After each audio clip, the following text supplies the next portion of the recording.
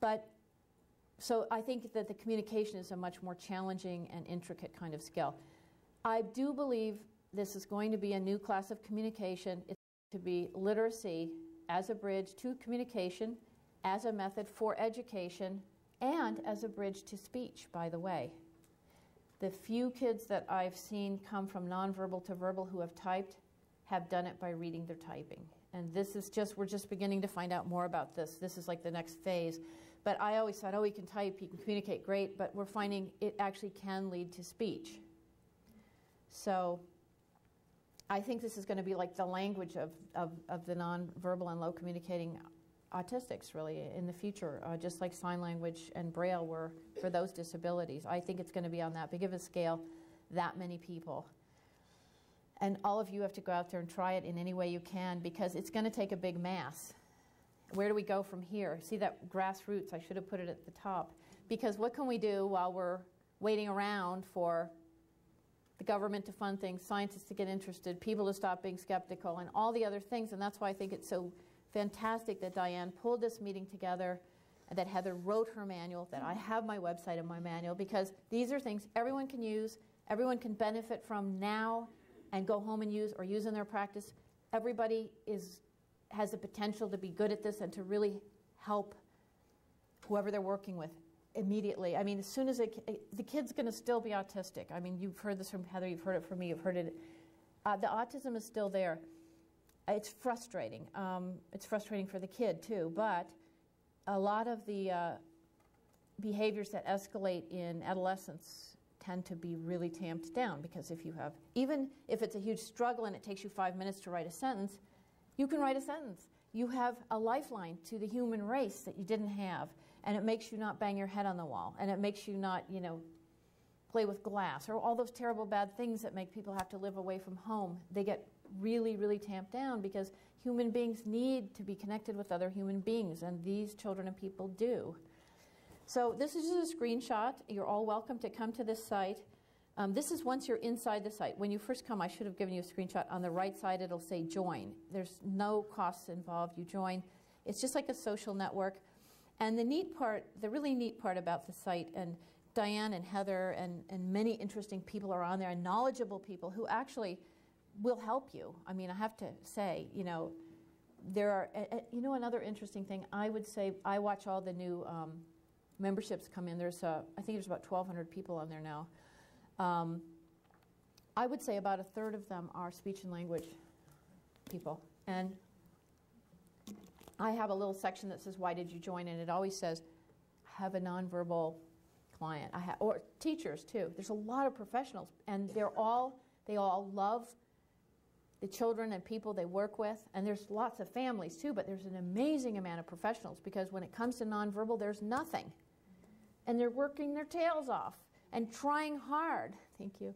And parents too. I mean, you know, we're all trying and trying and trying, and we want success. We want the kid to be able to do something and not just have endless failure. And so that's how they come to this site. Either they've read my book and they come to the site, or they'll do a search on the internet looking for nonverbal and autism, and they'll figure out, you know, to come here.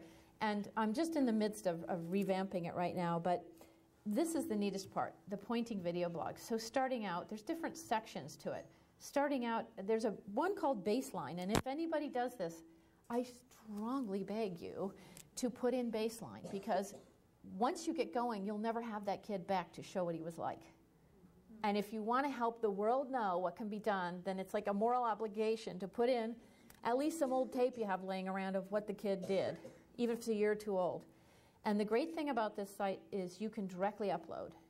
So you don't have to go through the whole, you know, entering code and all that stuff. You can put your video into your computer and upload it right onto the site. It's pretty easy. Even Diane has done it, right?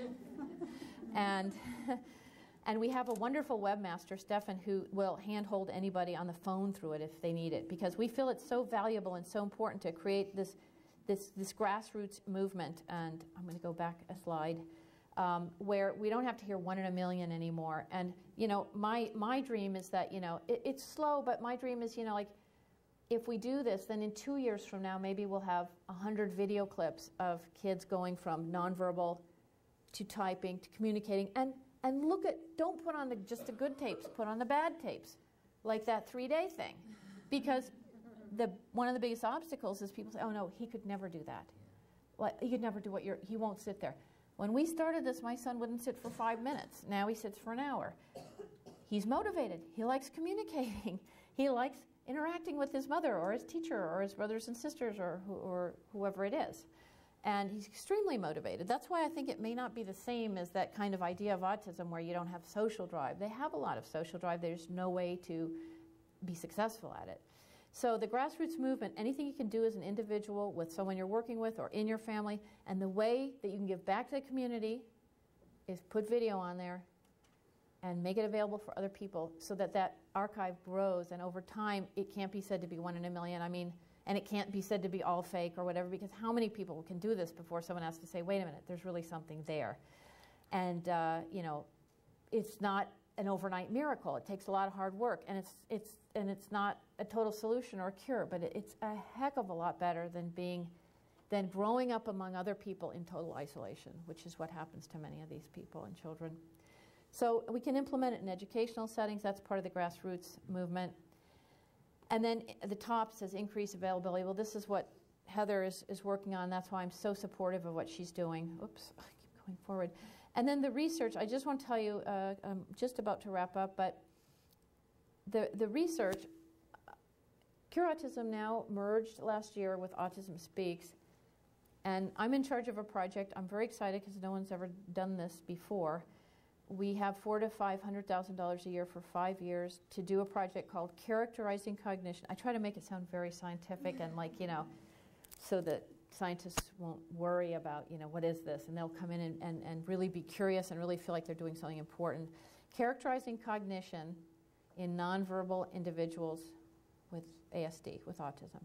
So I'm not saying, hey, these guys are all smart, or hey, they can all type, or hey, this. I'm just saying we know nothing about them, and the scientific community has an obligation to include them in research. And in order to do that, we need to know more about them. What do we do? My first question is, do they have receptive language? If anyone else here has like some really great idea for a broad question, go to the website and email me, because I'm casting about for the other questions for the scientists.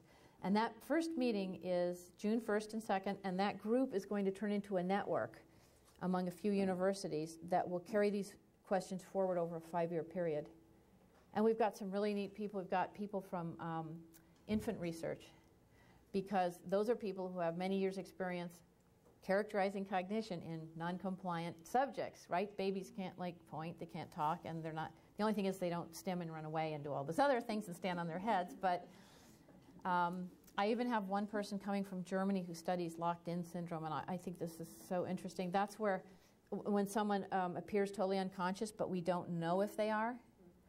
And he's developed all these technologies to find out, you know, what kind of brain activity they have, and he's been thinking already about autism, so I think that could be really neat. So I'm very excited about that meeting. Anyway, everything is moving ahead. Here's just a picture of the manual. This manual is on my website. It's free. It does need work, but I mean, it's something to go on, and there's nothing else out there except Heather's manual is also available. But on the website, this is there. It will get better. I'm eventually going to make it interactive so that as people, especially professionals, develop new ways of doing this or have new experiences, you know, and can add to it, that they can sort of like permanently publish sort of additions to, you know, additional information nodes onto this document. So this is just an example of what it looks like. These are little bins of activity, so when a kid does finally start pointing, they're sort of to demonstrate the developmental unevenness. You're going to sit down on a couch with them, a parent, to do this practice, but you're going to have, like, you know, maybe some STEM items, maybe, you know, some speech items, the pointing board, the clipboard, because you're going to do a lot of multiple choice to whip through things fast just to get the communication without so much effort. And you might have a science book, a Harry Potter, you know, more sophisticated materials, but you also might have a bunch of rubber bands. So it's sort of to acknowledge that if you want to work on everything from once you start getting the kid to wants to sit with you, I remember the joy of that, instead of, oh, here's therapy. He wants to sit with me. He wants to do these things. He comes right over. He doesn't want to leave. It's to the point now, I mean, he's almost 16, but I was like, he would sit with me 24 hours a day now, because it's just so, You know, we read, we talk, we listen to music, we discuss things. I mean, I'm sure he just enjoys it so much. But it's still this combination of uneven development. And if you want to also work on things like play and, you know, more of a social reciprocity, you might have to include some of these items that the kid loves that aren't really appropriate, but they love. So if you're going to want to have joint attention emotionally, you're going to have to go there. I make these crazy slideshows. Like my son was obsessed with drinking coffee and tea, so it's like every kind of cup of coffee with the Beatles in the background. But all the other kids come over and watch it too. They're like, what's that? But the only point I'm making is that you got to have fun too. You know, the first breakthrough, which is motivating beyond belief, is, oh, they get that I'm pointing at an answer. And Heather will talk about this. They understand. You know, can you imagine if no one knew you knew anything? They get it. That is so rewarding. You don't need an M&M. You don't need anything. It's the biggest reward in the world. But once a kid begins to communicate more, you can incorporate, start to try to close that giant gap between where they may be like a 2-year-old with the kind of toys they play with, and they may be a 15-year-old with what they can learn in school. And how do you ever close that gap? And how you do it is you can't ignore either side. You have to work with it all together. This is the end of my talk. I'm just going to show you a couple of, this is my before picture. This is 9 years old, like before. Really disconnected. That's my poor sister after a long day of helping me. We were at a restaurant. And this is more he has a lot more affect in his facial expression and things. Here he is at school with some other kids. This girl has Asperger's. They're quite a pair. She's totally stoic. He's like laughing his head off. And those other kids are just students. But let me see.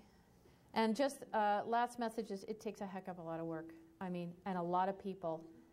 And you know what? One of the biggest stumbling blocks is one person will get good at this, and then no one else can do it. And then there's a lot of skepticism, and it's not good for the kid either. So it's really important. You know, if you think about a kid who's never communicated much their whole life, think about a baby. They start to make a noise. Their mother gets it. Maybe dad gets it. Maybe a babysitter. A grandmother or a relative or a babysitter comes in, a stranger they don't know, and their noise doesn't work. Fear of strangers, they flip out. They have to generalize that timing and that reciprocity of joint attention and communication over many years. Now you have a kid who maybe's never done it their whole life, and they got to make up for it. So you have to think about helping them generalize, and they're not going to generalize immediately. Because if they never communicated, now they're doing it with you, then it's going to be the next person and the next person. And that's the phase I'm working on now that I didn't talk about here, but you'll be hearing about later. I developed an in-ear coaching system so that when one person becomes expert at the timing of the kid, they can be in the next room coaching you in your ear after they've shown you how to do it, so that you're in there with the kid pretty much doing what the other person does until you get the feel of it. It's like riding a bike. It's like you fall, and then suddenly, whoa, I'm going. And then you might fall 20 more times, but you got that feeling like, I was riding the bike, I was going.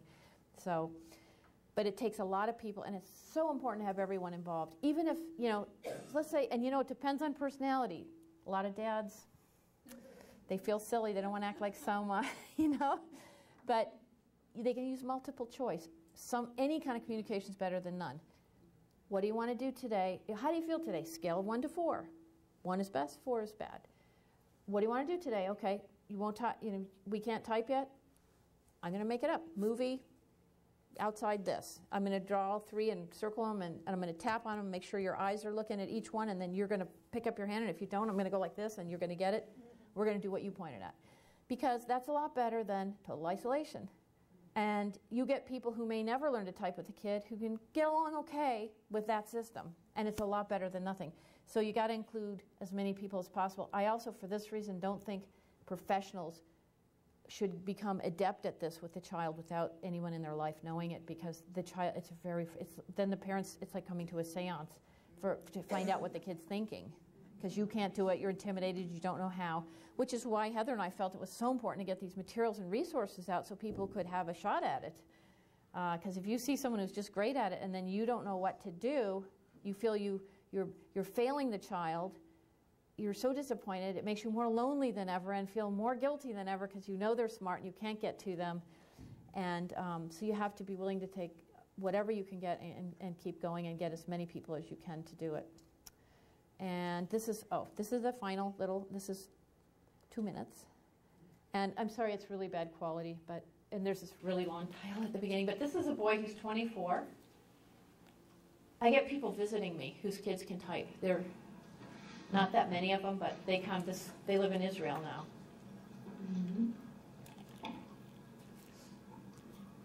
But it's also great to see how well kids can type eventually, you know, just like Dove still needs the board held out in front of him. He can't do just like a static computer like this kid can.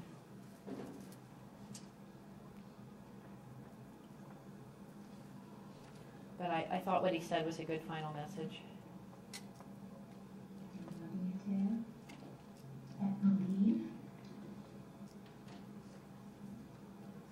Stay focused. I really believe in voice output devices too. I don't think they interfere whatsoever with developing speech. You need to believe in me. You need to believe in me, he says. What do you say? Tell me more. Go ahead. Because when the machine talks, particularly in a social situation, everyone relates to the kid. But when he's typing with you on a paper board, they relate to you. So it diminishes it a bit. But the paper board's much faster and more efficient. But in a nice social setting, if you really want social interaction among multiple people, voice output is better. Dove uses a light writer now.